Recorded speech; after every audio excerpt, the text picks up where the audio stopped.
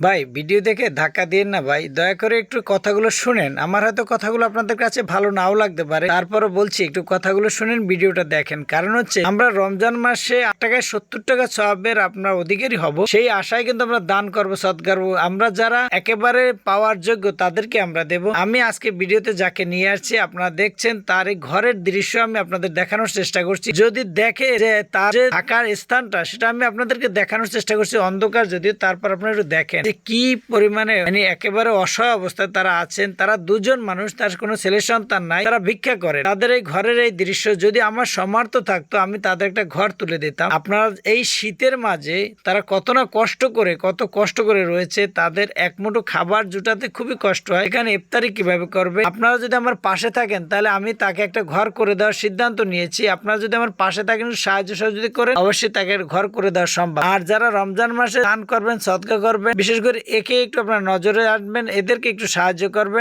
বিশেষ করে এর ছেলে সন্তান কিছুই নেই, আপনারা সবাই মিলে একে একটু সাহায্য করার চেষ্টা করুন। আল্লাহ হাফেজ।